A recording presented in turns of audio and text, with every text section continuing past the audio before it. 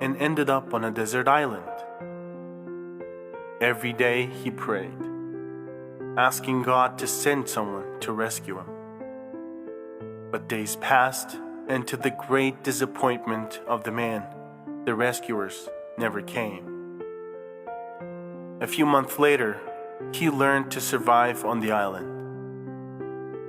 He built a hut and gradually gathered all his belongings that were scattered around the island after the shipwreck.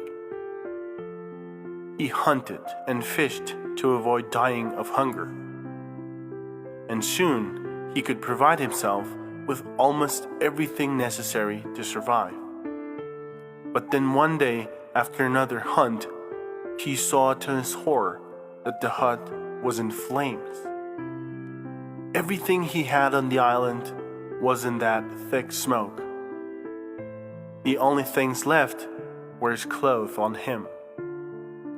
At first he was shocked, but then his shock was replaced by anger.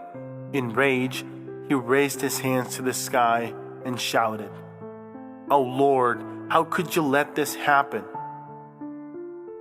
I prayed for months to be saved, and no one came. And now, even these few things that I had are on fire. How could you do this to me? Why would you let this happen?" The man knelt down, completely exhausted, and cried. He didn't know what to do and how to live on. In desperation, he blankly stared towards the ocean. Suddenly, he noticed something. A ship was approaching the island. He could not believe his eyes. He was finally getting rescued, he thought. The ship arrived, they got him aboard, and they sailed off to the mainland. During the voyage, he asked the captain of the ship, "How did you find me?" The captain answered right away. "We were sailing across the ocean, following our regular route, when we noticed a plume of smoke on the horizon.